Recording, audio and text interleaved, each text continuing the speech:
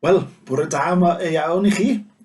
Good morning to you all. Dyma fi'n trial wneud gwasanaeth yn braidd yn wahanol. Felly bore llun 7 o Ebrill.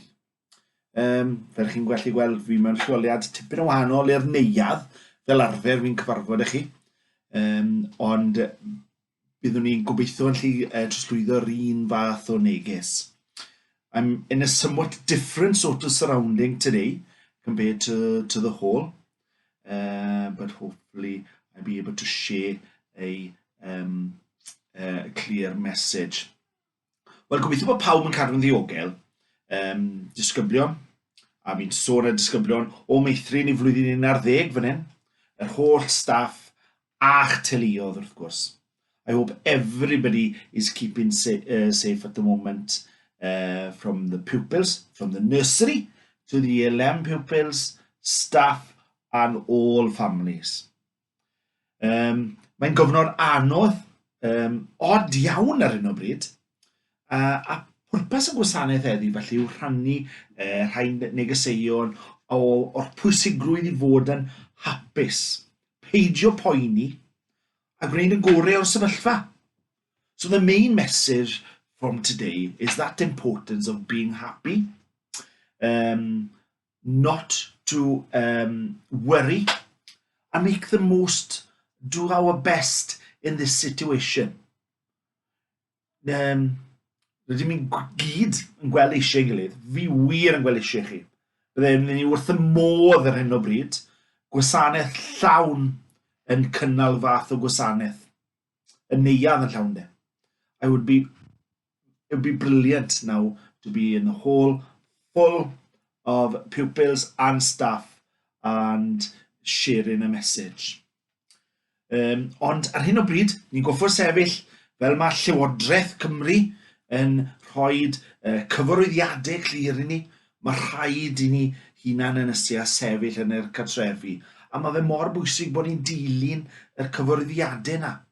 It's so important that we follow what Welsh Government is saying, that we stay at home, and hopefully that will change as soon as possible where we can meet each other again. Rwy'n siŵr bod ni'n gyd yn ddiolchgar i'r pobl yna yn yr ysbytau sydd yn helpu pawb ar hyn o bryd. Diolch I doctoried, nyrsys, diolch I bobl am sydd yn gofalu yn bobl eraill. Mae'r holl bobl. Can I thank everybody that's supporting in the hospitals at the moment. Doctors, the nurses, also just anybody that's helping each other in homes and so on. Ydych chi wedi bod yn clapwr nos iau? Have you been clapping on the Thursday evening? Ar bob nos iau 8:00, I ni'n clapio I ddiolch i'r gwasanaeth iechyd. At 8:00 on a Thursday evening, we are clapping. It's great to go out and hear the village here in Llandewi, all the clapping that's going around. And I'm sure that's the same for all villages. Mae fe mor braf mynd allan I glapo a clywed siwt gymaint o glapo ar hyd y pentref. Mae fe'n arbennig I weud gwir. Hoffwn I ddiolch un person arall o fewn yn ysgol ni ar y pryd hyn fyd, sef Mrs Meleri Powell, ein athrawes technoleg wrth gwrs.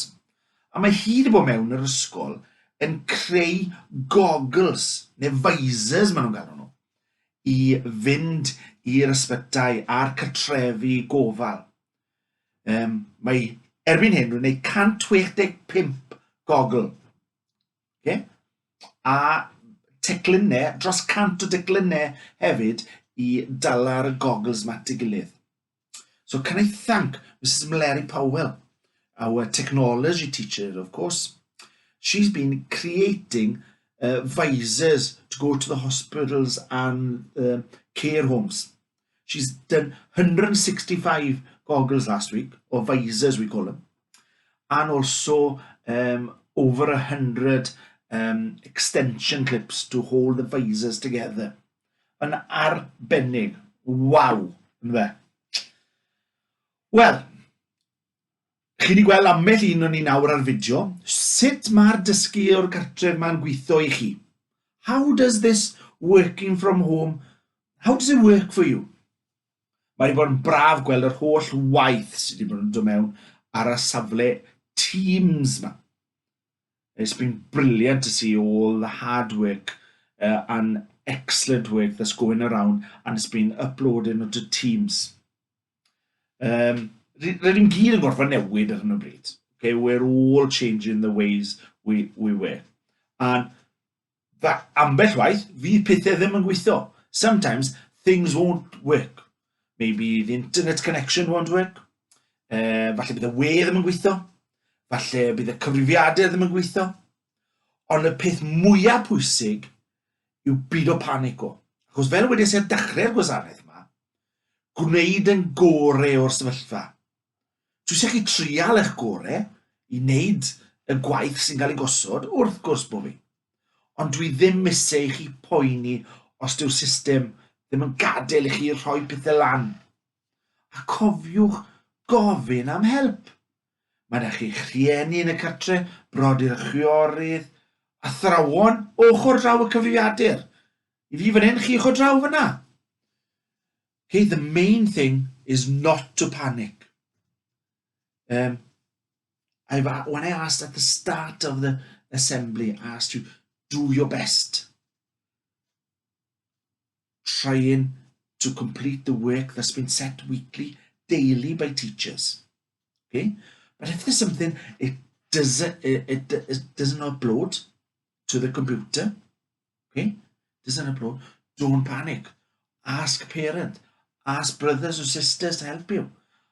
Ask a teacher who's sitting the other side of this computer. Okay? A bydde hwnna'n rhoi y gefnogaeth i chi. Mae beth mwyaf pwysig i fi yw bod chi'n trial eich gorau a bod chi y blaenoriaeth i fod yn ddiogel. Being safe. Na beth sydd yn bwysig. Heddiw byddwn ni'n danfon taflenni fel dros y cyfrifiadur to. Taflen i nodi beth sy'n bwysig am ti dysgu o'r cartref. Byddai'n rhoi syniadau am sef chi mewn sefyllfa gwahanol, enghraifft pethau ddim yn gweithio, a beth falle i wneud. Pwysigrwydd y siarad. Pwysigrwydd y gael awyr iach a fod yn drefnus. Felly mae eisiau trefnu'r diwrnod yn iawn. Trying to organise your day. Codi yn y bore fel byddech chi fel arfer a treca fath o trefen. A mae hwnna'n helpu eich rhieni. Cos mae nhw'n goffa gweithio hefyd. Felly mae fe yn helpu pawb yn y cartre. Today we'll be sending out some leaflets on the computer. Okay? And that'll give you maybe some pointers or help, tips as we call them, to working from home. There are so many different situations. Falle cyfrifiadur ddim yn gweithio. Pwysigrwydd o siarad os mae problem. Pwysigrwydd o the importance of being organised. And the importance of having some fresh air. Make sure you have some fresh air. It's important at this moment in time to be as healthy as possible, and that's so important. Beth arall fydd ar y taflen yma fydd y symbol ni wedi gweld yn aml awr y ffenestri. Okay? On these sheets, there be a symbol. Okay? And I've seen many on different houses on the windows. So you'll gwybod beth yw e? Does anyone know what that symbol is? Well, y symbol na yw'r enfys. Okay? Pam yr enfys? So that symbol is the rainbow. But why? Well, y peth yw, be mae'r symbol enfys yn feddwl yw? Yr heddwch a'r gobaith yna. Okay? That rainbow symbolises peace and that hope. Pryd ydym yn gweld yr enfys fel arfer? When do we see it normally? Well, ar ôl i falle bwrw cawod y law. A mae'r gobaith, mae'r enfys yn dod nôl i bywiogi ein bywyd ni gyda'r hael. Yn dangos y gobaith sydd ni ar ôl y storm. When do we see the rainbow normally? Well, of course, after it's been raining, after it's been storm, and the rainbow comes and livens up our lives with the sun. Bydd wastad hael yn dod a gyda'r enfys yn y pen draw. I orffen heddiw, hoffwn ni dweud gweddi fach, mwyn falle cofio am bobl sydd yn ein helpu ni. Okay? Felly, fi'n mi ofyn i chi nawr, blyg'u'ch pen, a dwylo at ei gilydd. Annwyl Dad, rydym yn ddiolchgar i pawb sy'n helpu eraill yn y cyfnod yma. Rydym hefyd yn ddiolchgar i pawb sy'n cefnogi ni. Rydym yn gweld yn anodd ar y degau wrth hunan ynysu. Ond helpa ni i gofio am pam ein bod yn gorfod wneud hyn, ac hynny lles pawb. Gofynnwn yn garedig i chi gofalu am rheini sy'n gofalu ar ôl eraill, fel y dictoried, y nyrsys a'r gofalwyr yn ein cytref i gofal.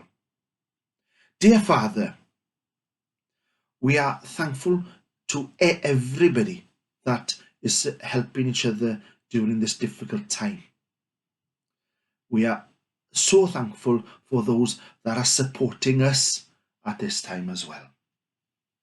We are finding it difficult with the self-isolation at times, but help us to remember why we are doing this, and that's for the well-being of others. I ask you kindly to look after those who are supporting others and helping others at this time, like the doctors, the nurses, and the carers in the care homes. Amen. Wel, dyna'n gwasanaeth i dod i ben. Gobeithio bod chi wedi mwynhau'r neges heddiw. That's our assembly come to an end. I hope you've enjoyed the message today. And I will be back next Monday again. And we might venture out side for the assembly next week. Carwch yn ddiogel, keep safe, carwch yn iach, keep healthy, a welai chi cyn hir. Tara nawr.